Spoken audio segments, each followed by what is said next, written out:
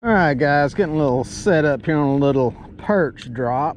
I'm using nothing but cut bait. I got a cut bait, some cut bait from a perch I caught and killed yesterday. I got the carcass, got these little bitty, little teeny tiny pieces of white perch meat. They almost look like a little baby threadfin. And I'm actually just making a circle, keeping the boat moving. You'll see why in a second. They're not hitting anything unless the boat's moving. I've already did a quick experiment to see what they're doing, and I got one on this rod. I needed to get another rod baited up so it's down there. And poof, there's another one. There he is. That is what we're after, the target specimen that dropped back in. I'll show you the rig and stuff in a second. But these are white perch. They're not white bass. Look similar. They're white perch. Nice fish that lives in freshwater and saltwater. And these are landlocked fish here. So, boom, in the tank. We're kind of on the bottom of a point, underwater point. I think I just goofed up on that line. Let me get it back out. This one has a much smaller sinker. Anyway, I marked a few right when I got here, dropped the line, boom, got hit immediately. And I'm gonna see if I can figure out the exact depth. One thing about perch is they're very depth specific on where they wanna be a lot of times. Now sometimes they're all over the place, and we've had some of that recently and some scattered flats, but yeah, it's kind of cover a little water here. Like I said, there's an underwater point. Basically, there used to be an island here when it was just the river. Boom, there's one. And this now kind of creates this underwater point. So that's what I'm on here. And it kind of slopes down. So you get some variety in depth, really. These are good size perch here. These babies come in all different shapes and sizes. And these here are big enough to eat. And the one I cut the piece off of was actually like this. And good eating size fish right there. Great to eat. As good as crappie. Not sure if pound for pound there's as much meat. Now what's interesting is this rod here has a smaller sinker on it. Sometimes the sinker makes a difference. Believe it or not, sometimes the heavier sinker does better for some reason. That makes no sense logically when it comes to less metal, less whatever, but sometimes it makes a difference. Let those float for a second. Again, nothing but cut bait. I was out fishing yesterday for crappie with minnows. That one did get hit, and I don't have any minnows left. So minnows are the premier bait for catching white perch. But as you can see, if they're feeding and halfway active, they will hit cut bait. And this is their own, they're cannibals. So the other thing is these fish are pre-spawned. The ones we were cutting up yesterday had eggs in them, the big females. So these fish are starting to make their runs into the rivers, creeks, that kind of thing, staging up for the spawn, which is still a little ways off. But you know, when you're building up that protein in the body, they gotta have food and nourishment for them, so they'll feed pretty good.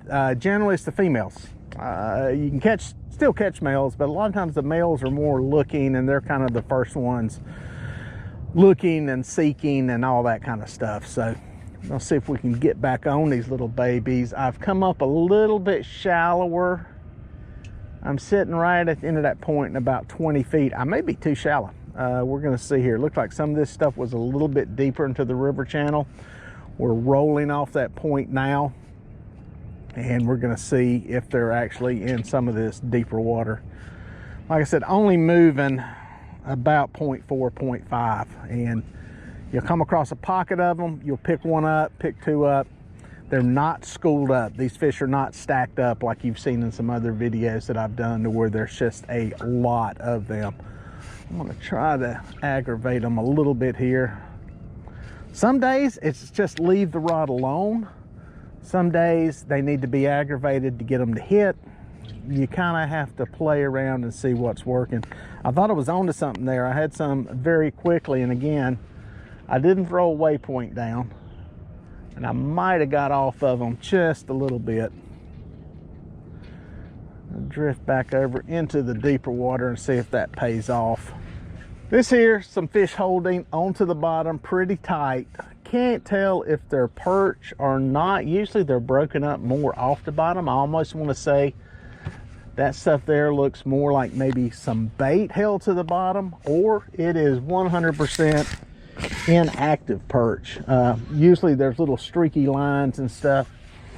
You can see up here on this part, this is that old underwater island I was talking about, kind of coming off a point, dropping down into some deeper stuff. Yeah, I'm saying that's some kind of bait holding on the bottom. Maybe some gizzard shad, who knows, some smaller stuff, but it's kind of tucked right onto the bottom. It's just big enough you can see the individual fish in the picture, but not getting hit on any of the rods. Like I said, the fish I was catching was right up there around where I made that turn. I'm going to troll down off of this and look for them. I got one going right here. Boom. Got him. Got him. We'll pull this baby up here. He might have been right on the edge of some of that stuff. Boom. Get that one. Another one. Again, little bitty pieces of cut bait is all I'm using. What they looking like. Drop that back down. What I'm doing is letting it fall. Just high vis line, nothing fancy here. I'm gonna make sure this one, yep, it's on the bottom. That one's gonna hit, boom. So what I'm doing, back over here to the screen, is kind of just slow trolling like that. There's a fish right on the bottom. He is right on the bottom. You can see some separation there, but there is not a wad of fish right here. So what I'm gonna do, you can see where I'm at here. This is kind of where I started. I'm gonna make a turn and troll back up through there and see if there's any fish back up in here. There's some fish there. Again, one off the bottom here, you can see it. There's a fish suspended. Could be a crappie. Another fish right there on the bottom that you can see up off the bottom. You can see the separation. And what I mean by that is you can see the noise, but underneath it right there, there's distance between that and the bottom. That tells you that it's a fish and not a rock or something like that laying on the bottom. This fish up here could be a crappie, could be a bass, a little deeper, suspended fish. And I'm just looking back over my shoulder here. And like I said, we made a turn. We're gonna go back up toward that area. Again, it's off the side of that point. That underwater point is what seems to be holding these fish. And now we're trolling upstream. This is how I caught them when I originally started this, was going upstream. This goes back up toward the dam in that direction. Again, more suspended fish here. Generally, I'm not a fan of suspended fish because they're usually inactive. These, it's kind of hard to tell. There's not a lot of trails going up and down, so they may be suspended, but we're gonna work right back up toward that edge. If you look right here, you can see that underwater point coming down. Again, this used to be an island right here when it was the old river. And now it's just creates a point, a hump, whatever you want to call it down there. And that's kind of where we're going to work. That I'd almost bet is a perch, and I'd almost bet we're going to catch one here in a second. That looks like a perch right there. So I'm going to check out the rods and see what we got. That looks like some more there. I'm going to slow my speed down just a little bit. Boom. There we go. I'm going to slowly creep across these fish. Check these baits to make sure they're on the bottom. Again, precision cast rods. These are from Catch the Fever. This is their crappie fishing rods. Good rods. Yeah, it's on the bottom. And some slime line. This is probably 6-pound line on here. This is some of my crappie fishing stuff. Just a very light line, monofilament.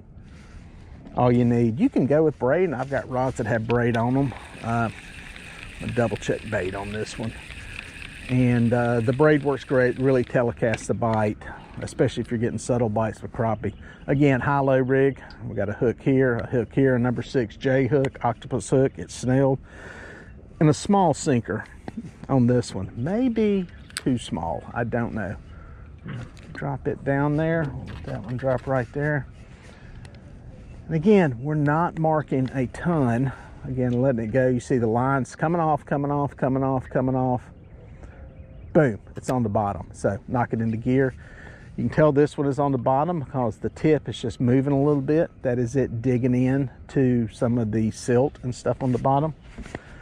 Walk back up here, and again, we're kind of coming into that area, not seeing a ton of them, not getting hit. Again, coming up, this is about where we made the turn earlier. What I may do is pull up onto the point. I'm kind of stayed here deeper, so I may make a turn, pull up on that point, and see if I can get some fish to hit there. This is one of the places where you either go into the river channel, deep water, or you go up onto the point, up onto that hump, and see if they're shallow, or just see if there's a depth sensitivity that they're kind of hugging to. Kind of looking over my shoulder, keeping an eye on the rods, and nothing hitting there. What we're gonna do is make a turn with the motor. I do everything with the remote here. I got a remote control for it.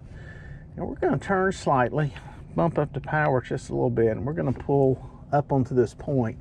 We're gonna see if there's a difference in depth. You can see 30 feet of water, not typically the depth you catch perch in, even though we picked some off there. We're gonna pull up into this point, and it's gonna go up to around 20 feet, which is usually primo perch area. And we'll see if any feed there. Not marking a lot. You can tell the screen is now pretty much empty of any of these fish. So is that good? Is that bad? I don't know. Kind of where we started was down here. Just not seeing a ton right now on the screen. Starting to see a little trail. That little vapor trail, as I call it, is off of something that was moving. We got a little bit of noise and clutter here. Is this going to be some bait or brush? Brush starts to show up as that sometimes. Yeah, it looks like it's a little bit of brush, or a little bit of fish that had moved through there. That's probably a disturbance in the water. We're going to get up on this point, up on, you can see us going up, up, up. Start to notice something right here. That is a fish up off the bottom. You can see down here. You can see it here on the traditional sonar. Down scan, you can see it right there, laid up off the bottom. I think it's a little bit big for a perch or something like that. Could be a catfish laid on that point there. Off to the side here, we can see what looks like some rocks, most likely maybe a tree or something laid there. It's kind of hard to tell. I would say rock just because of the irregularities on it. But again, we're pulling up into what I call the perch zone. As far as catching perch, we're in that 20-foot, 19, 20-foot water range, and the rods are not moving. We are not getting hit with anything. So what do you do here? It's a very good question. I keep trolling and drifting through it. Kind of get onto the other side. Something right there hung on the edge.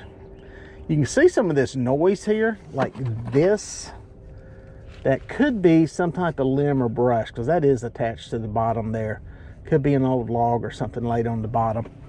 But this is a fish. This is a fish up off of the bottom. Yep, getting a hit, getting a hit, getting a hit. So what we got here? Boom. I'll show you another trick real quick. We're gonna pick and drop. What I mean by that is there's a few arches on the screen.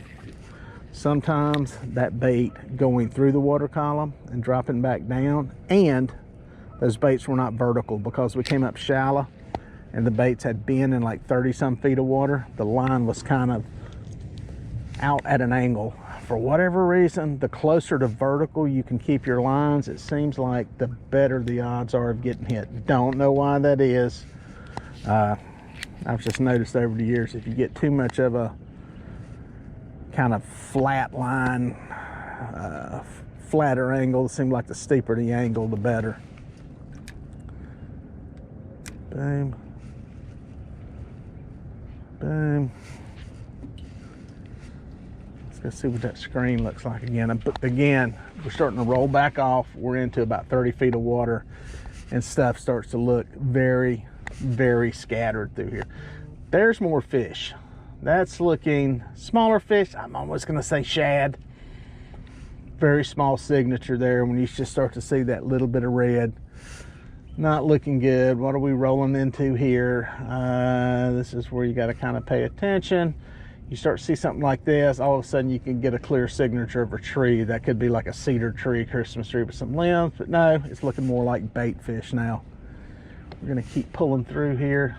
That definitely a school of fish near the top, a larger fish above it. It could be a spotted bass, largemouth that's above maybe this school of bait.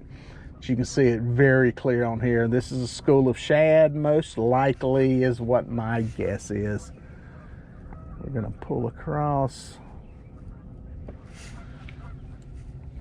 You can see the individual fish in here. Could be a large crappie maybe staged up around this stuff. Another fish right here, predator fish on the end of it. He's probably staged up feeding on this. Another one there, could be a crappie also. And then we got a fish here on the bottom that is down underneath that. Could be an old catfish down there waiting and looking. But whatever happened to our perch bite has quickly went away.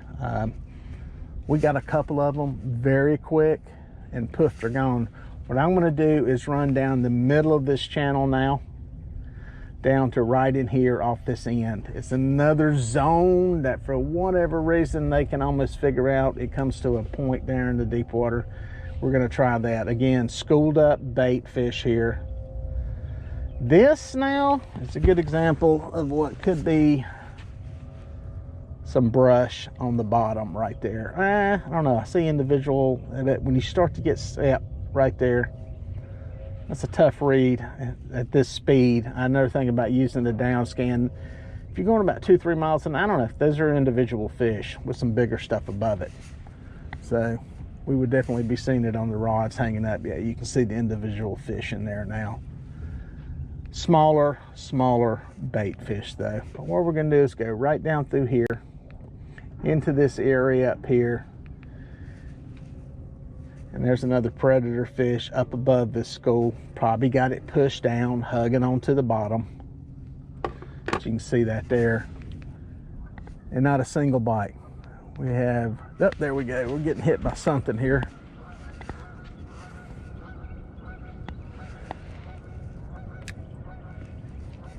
Making sure these are on the bottom. A little bit of aggravation to it. A little bit of jigging action. Sometimes that will incite a bite.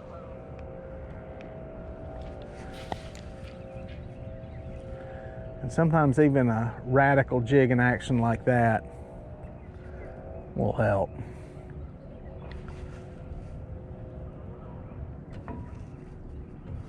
But so far, we ain't getting no love.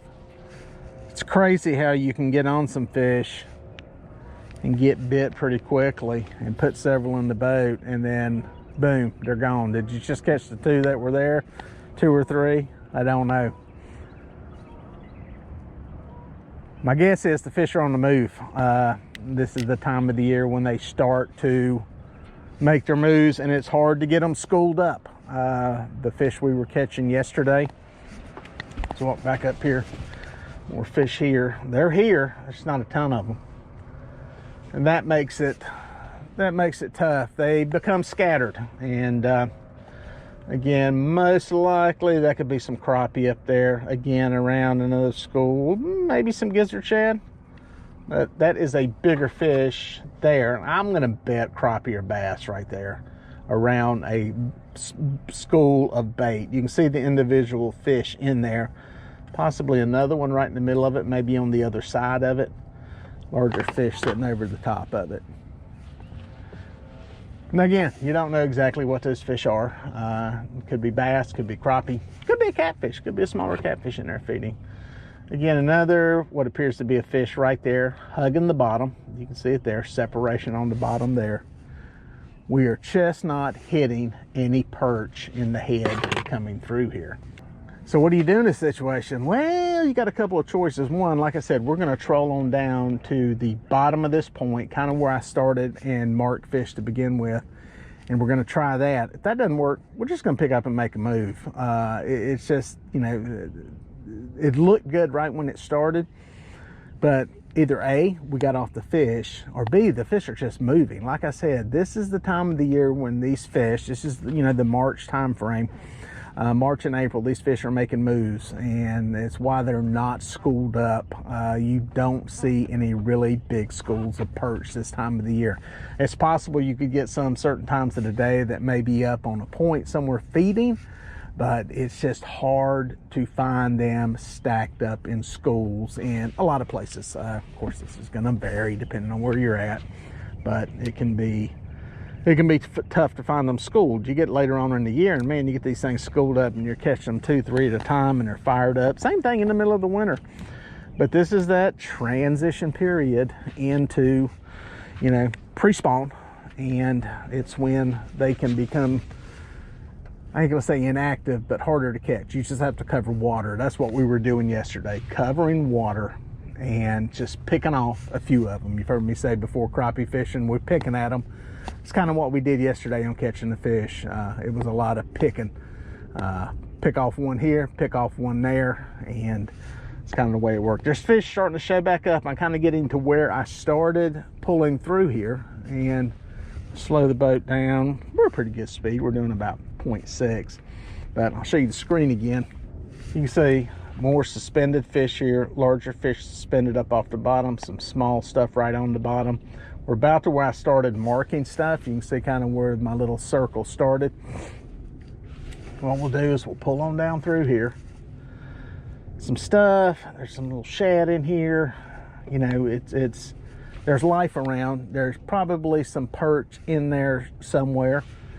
It's just a matter of whether or not we can get one to bite. And right now, I mean, there's so much bait around here that normally you'd have a lot of perch stacked underneath these things, but when they get into pre-spawn mode, that can be a different tune, and they're not as crazy feeding sometimes as they are other times of year, especially post-spawn. There's a larger fish arch right there. That's a pretty good size arch.